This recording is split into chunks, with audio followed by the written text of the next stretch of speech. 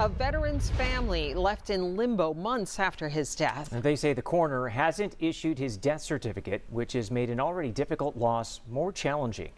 Channel 11's Kara Sapita started asking questions and uncovered a serious backlog affecting families across the region. Kara?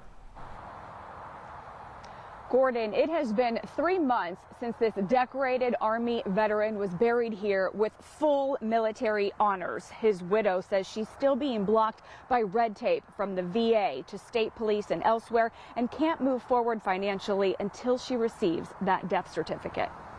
38-year-old Michael Belsfield, a highly decorated Army combat veteran, died on July 20th, leaving behind his wife, 2 young daughters, and many unanswered questions. He did 20 years. He did Afghanistan, Iraq, Cuba, 20 years of his life.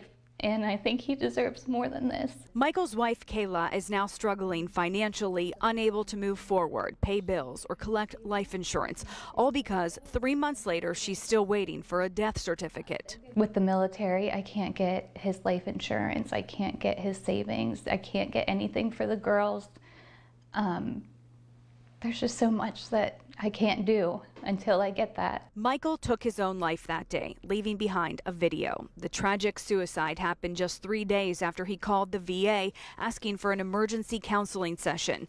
Kayla says she also can't get information from the VA without a death certificate. And there's more. State police are holding on to Michael's phone, which contains vital passwords and billing information, telling her they can't release it until they see a death certificate. Now we're struggling, and now I'm a single mom trying to get through. The Washington County Coroner's Office tells Channel 11 the county requires an autopsy for every suicide, and cases are handled in order by a contracted forensic pathologist, just one person doing 90% of the work. They also say their office is grossly understaffed, with only 3 employees handling about 3,000 deaths a year. Coroner Tim Warko told us, "I can't issue a certificate until I get the documents in hand. We need the forensic data, positive proof. I understand the financial needs of families and try to turn them around as quickly as possible." 11 Investigates learned neighboring Fayette, Westmoreland, and Butler counties do not require autopsies for suicides.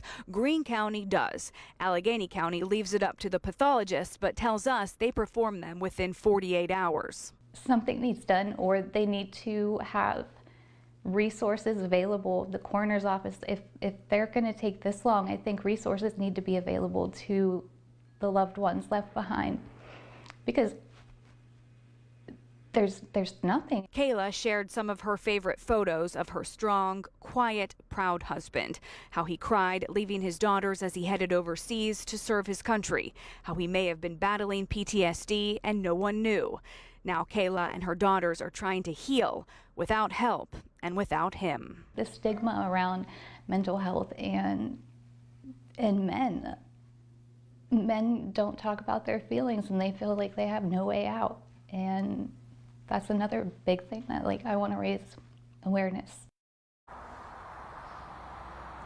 Now, the Washington County Coroner's Office told me it is taking about 6 to 8 weeks for death certificates to be released. They know this case is 4 weeks beyond that, but they are confident it will be issued in the next few weeks, giving this family some much-needed closure. Reporting live, Kara Sapita, Channel 11 News.